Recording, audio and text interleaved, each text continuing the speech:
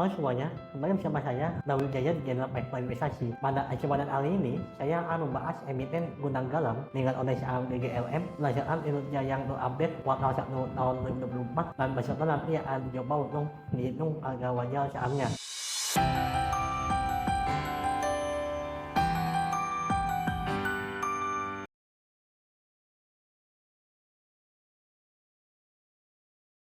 Lima besar pemilikan Gunang Galam, PT Surya Duta Investama memiliki 69,3% saham GGLM sekaligus sebagai pengendali, lalu disusul oleh PT Surya Mitra Kusuma sebesar 6,26%, lalu ada Wanwa 0,92%, dan ini untuk update 31 Mei 2024, lalu disusul oleh Uniwono Wijoyo 0,58%, Dimensional One Advisor LE 0,34%. Hasil neraca atau balance sheet dari Gunang Galam, total aset GGLM itu sebesar 93,2 triliun rupiah. Angka ini naik 0,88% dari periode sebelumnya, dan untuk visualisasinya saya menggunakan halaman seperti Wall-Street. Persediaan menyumbang yang terbesar bagi aset Gunang Galam sebesar 46,2 triliun rupiah, turun sekitar 200 miliar dibandingkan dengan kuartal sebelumnya. Kondisi ini menjadi ciri khas dari perusahaan dagangan atau MMCG seperti Gunang Galam. Dari tahun 2018 terlihat konsistensi rasio perputaran persediaan atau inventory turnover dengan kecenderungan yang meningkat. Pada tahun 2023, rasio persediaannya itu mencapai angka 2,56 kali, yang artinya perputaran persediaan Gunang Galam dalam satu tahun itu sebanyak 2,5 kali. Semakin tinggi inventory turnover ratio-nya, artinya semakin efisien perusahaan tersebut dalam mengelola dan menjual persediaannya. Yang dalam konteks Gunang Galam ini adalah lock. Meskipun kenaikan UI lock setiap tahun itu bertambah, yang membuat GOGS dari Gunang Galam itu bertambah, tapi terlihatnya bahwa GGLM itu dapat menjaga konsistensi rasio perputaran persediaannya tadi, yang artinya Gunang Galam berhasil mengelola beberapa aspek yang penting dari operasional Gunang Galam dengan sangat baik. Sama rasio 2,5 kali yang dicetak oleh Gunang Galam ini angka yang bagus bila dibandingkan dengan AM Sampurna atau AMSP dengan perusahaan Loop yang bergerak di aisle 1, yang sama dengan Gunang Galam. Pada tahun 2018 melihat bahwa rasio perputaran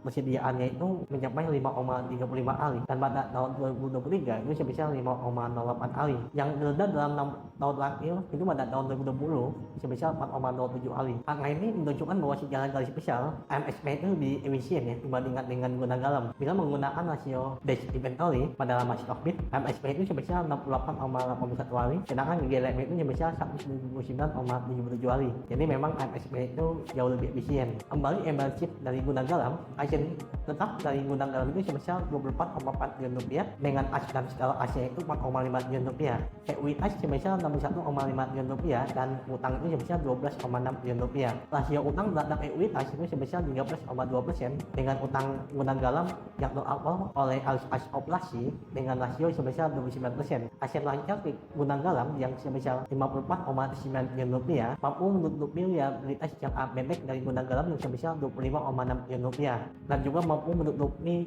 liabilitas jangka panjangnya yang sebesar 2,1 triliun rupiah. Dan dapat disimpulkan bahwa dari balance sheet-nya Gunang Galam ini sehat. Lalu dari income statement atau laporan laba ruginya, pendapatan Gunang Galam pada kuartal 1 tahun 2024 ini sebesar 26,2 triliun rupiah, turun 11,6% secara year on year. GOGS berhasil ditekan menjadi turun 7,4% secara year on year, tetapi laba bruto tetap turun secara signifikan sebesar 35,9%. Laba bersih turun 69,6% menjadi 595 miliar rupiah. Dalam 5 kuartal terakhir, net profit margin dari Gunang Galam itu terus mengalami penurunan. Pada kuartal 1 tahun 2023 sebesar 6,6%, sedangkan setahun kemudian pada kuartal 1 2024 2,27%. Jadi sangat tipis sekali ya net profit marginnya pada kuartal 1 2024 ini. Dan bila kembali dibandingkan dengan AM Sampurna, net profit margin mereka pada kuartal 1 tahun 2024 ini sebesar 19,09%. Sebagai tambahan, infrastruktur juga sudah berkontribusi terhadap pendapatan dari Gunang Galam sebesar 10,44%. Untuk menghitung nilai wajar saham Gunang Galam dengan menggunakan metode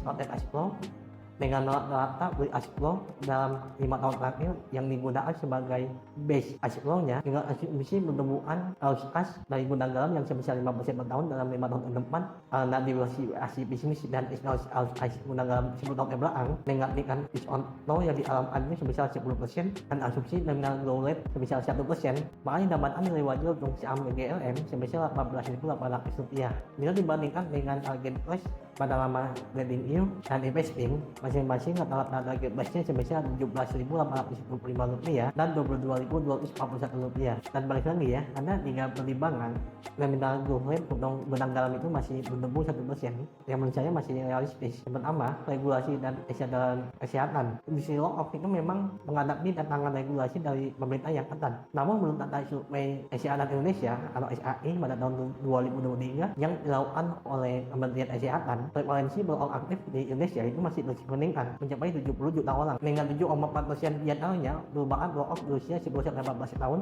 dan kelompok usia anak dan remaja merupakan kelompok dengan peningkatan jumlah low-off yang paling signifikan dengan usia 15 hingga 19 tahun itu justru merupakan kelompok low-off yang terbanyak sebesar 56,5%. Kedua, pertimbangan dari stabilitas ekonomi Indonesia dengan pertumbuhan ekonomi Indonesia yang diasumsikan moderat hal tersebut akan menjadi sentimen positif sendiri untuk gudang garam. Dan pertimbangan yang ketiga adalah diversifikasi bisnis yang dilakukan oleh gudang garam sektor infrastruktur dan juga memberikan kontribusi yang signifikan ya dalam tahun 2023 yang berkontribusi sebesar 10% terhadap total pendapatannya. Yang insight mengenai gudang garam dengan saham GLM, semoga insight ini bermanfaat bagi kita semua. Baik.